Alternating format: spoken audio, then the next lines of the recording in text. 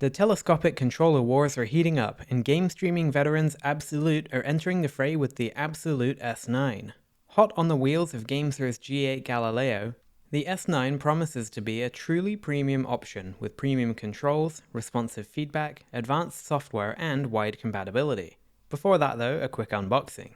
This S9 came in this beautiful folio box, and includes an additional set of taller analog sticks and 2 additional D-pad types. Note that the retail packaging may differ slightly from what you see here. By the way, this controller is currently available on Kickstarter, at least until the 29th of August 2024. So if you want to get one in a timely manner, please go ahead and check out the campaign using the link in the description box below. Currently you can grab this controller for an insanely low price of around $59 US, and this price will increase after the campaign. It's available in black or white, and with extras like interchangeable faceplates. I want to say a huge thanks to ABXYlute for letting me test out the slightly early version of their controller. Note that anything you see in this video is subject to change through refinements before mass production, although this does seem pretty much locked down at this point other than a few of the details. Anyway, here's the controller itself, looking very striking with this kind of curved inward design. The S9 has your typical Xbox style controller layout with offset analog sticks and nice matte plastic. Along the top you'll see slanted shoulder buttons, which are always welcome to me. And it's made of what I would describe as a fairly standard plastic material that feels good in quality, but not particularly outstanding. The central section is adorned with this rubber inlay, with gilled edges. On the right hand side you'll see an extended, pivoting 9mm long USB-C connector. This longer connector allows you to connect your device even when it has a thicker case, which is definitely a welcome feature of this controller. The back of the controller is dimpled, providing a more tactile grip. And you'll also notice these 2 programmable back buttons, which sit very nicely under the fingers. However, I do feel like they're a little bit too smooth, and that if they would texture it, it would be a little bit better. Looking up from the bottom, you're going to see a USB-C port for pass-through charging, and a headphone jack for pass-through audio. The last thing to note is that these faceplates are interchangeable. They're held on by magnets and you can simply pull them off. This will give you access to change the D-pad as well, and also to use different designs of faceplates, which are available on Kickstarter as well as extras. I don't have any here, but I definitely can't wait to check some of them out. So let's talk about the controls, starting with the analog sticks. They have a purple accent, which is a surefire way to capture my attention, and steel shafts. The caps are removable and replaceable, for example with the 2 that are included in the box. But actually this design of analog stick isn't unique, and other aftermarket caps, such as those from FlyDigi, should work fine as well.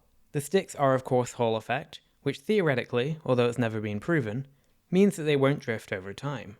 They do feel pretty good and about what I would expect for a premium controller. They're also surrounded by anti-friction rings, and the rotation is very smooth. The D-pad here looks pretty standard, except for its large size and its significantly convex shape. It is inset into a slight bowl as well. However, the D-pad you see here can actually be removed, and replaced with 2 different styles of bowl D-pads that are included in the box. I've really come to appreciate floating bowl D-pads recently, and it's really nice that you get the option to choose the style that suits you. The D-pad has a clicky tactile profile, with distinct clicky switches in each direction, but it still has a little bit of travel and spring back too, and overall I think it feels pretty great. Like much of this controller, it's somewhat similar to the GameSir G8, although I would say this D-pad is much more tactile than that one. And it's a lot bigger and more comfortable too. We'll look at how this performs in-game a little bit later. The face buttons have a more glossy appearance, but they're still matte, unlike the GameSir G8. However, these face buttons are standout awesome. They're membrane-based, but extremely thunky and tactile all the same. They have a great amount of push and a great amount of feedback.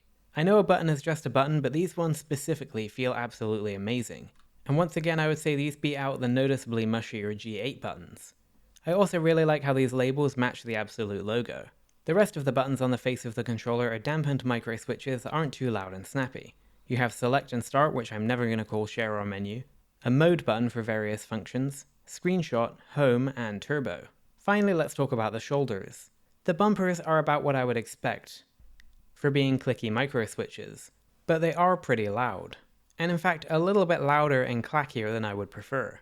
They feel fine and they respond fine, and they're not too loud by any stretch, but it's just something I noticed. The triggers are Hall effect too, with a surprisingly shallow range of motion, but I'm not saying that as a bad thing at all. In fact, I think they feel great, and I really like how much travel they have. They're very smooth under the finger with this exacerbated flare shape, and overall I think that these are just great. Elites who owned the AYN Loki will find these triggers reminiscent of those. These can also be set up to work in hair trigger mode, where a slight press will trigger the button. So anyway, what is the ABXYlute S9 actually like to play with? Well, it's pretty much awesome. The controller will fit large smartphones like this Cubot Max 5, and it will even extend to support 8-inch tablets like this Lenovo Legion Y700. Tablet support is definitely the new frontier of telescopic controllers, and it was great that ABXYlute decided to include support for them here. In-game, all of your standard controls like the analog sticks and the shoulders, and the face buttons are practically perfect.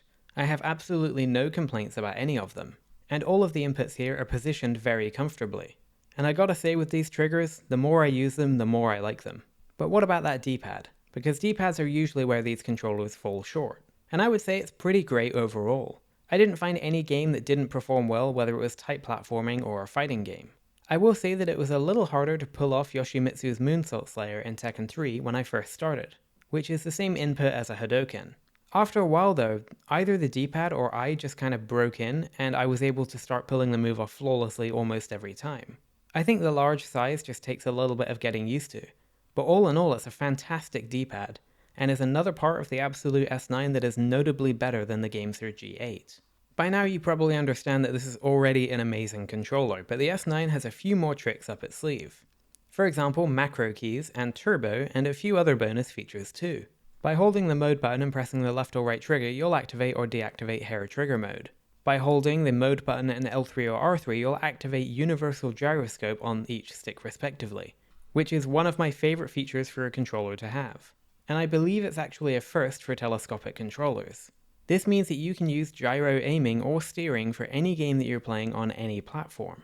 The S9 also supports multiple input methods like X-input, HID, iOS mode, and more. One very unique aspect of the S9 is Bluetooth. That might seem kinda strange because this controller does not have any batteries, but instead you just have the choice to connect with Bluetooth even when the USB port is connected. But this isn't arbitrary because some games like Call of Duty Mobile only accept Bluetooth controllers, not physical ones. And this feature lets you play those games with the S9. That was actually one of my biggest problems with the original GameSir G8 was it didn't work with Bluetooth only games. And I think it's amazingly thoughtful that they have this somewhat edge case covered. You can even actually just hook up a battery to the USB connector to provide power and then use this as a wireless controller on any other device. But I'm not really sure you're supposed to do that, so I won't exactly advise doing it here. Finally, let's talk software, which is one of ABXYlute's selling points. The ABXYlute Android app is the same as it was on the ABXYlute One handheld, but this time it's just in Android app form.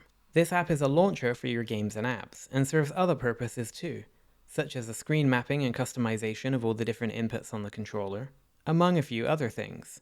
What you're seeing here is an early version of the software, so I recommend checking out the Kickstarter for a full overview of all the available features.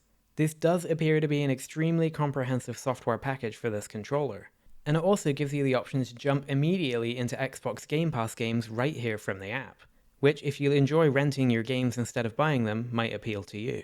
This comprehensive and polished software package is sure to give ABXYlute the edge over its competitors if they can pull it off right, and I really look forward to seeing where the software goes next.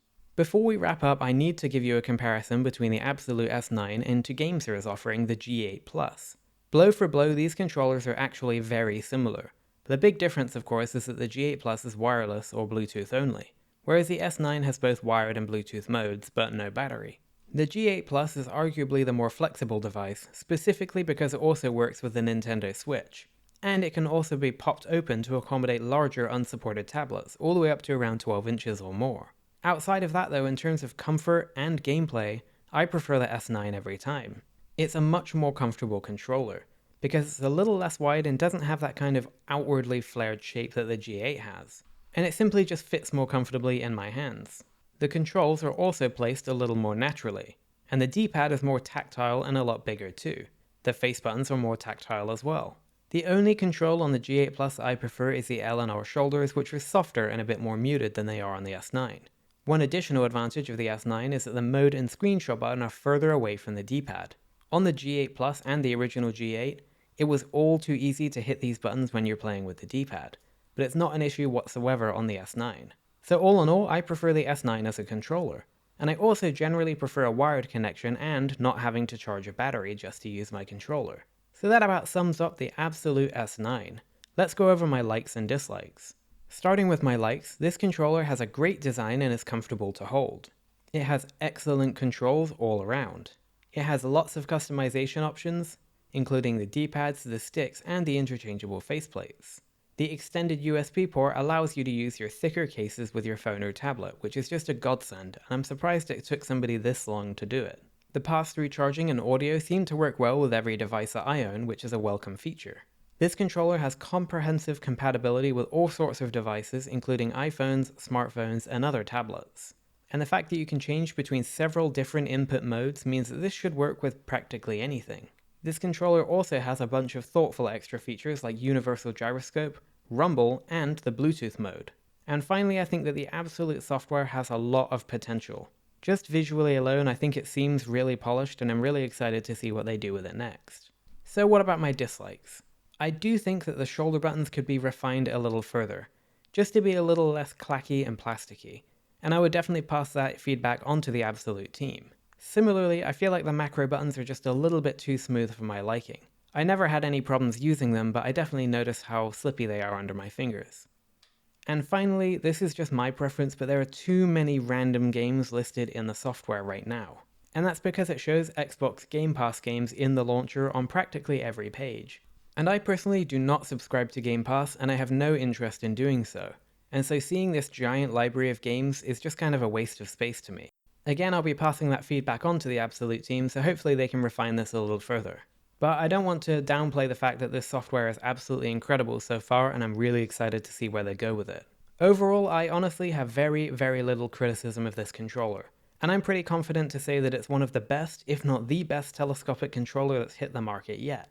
The icing on the cake is that it is priced extremely competitively, with super early bird prices as low as $49 US, which is seemingly an absurd price for this controller. Even the regular early bird price of $59 seems out of this world for what you get for it. I think that a telescopic controller like this was a natural next move for ABXYlute, and I'm really glad that they leaned into it. They did a fantastic job creating not only an excellent controller on a basic level, but one that has an unrivaled amount of features and an excellent software package to go along with it. Not only that, but this controller was born from user feedback, with several pre-release units that have already gone out to reviewers and influencers early, and refinements have been made based on their feedback. What I'm saying is that this isn't just a random product from ABXYlute. They seem to really be putting everything behind it, and that's just really great to see. If you like the look of the ABXYlute S9, please check out their Kickstarter page and back their project using the links in the description box below. This product gets my highest recommendation for anybody looking for a new telescopic controller to use with their tablet or smartphone.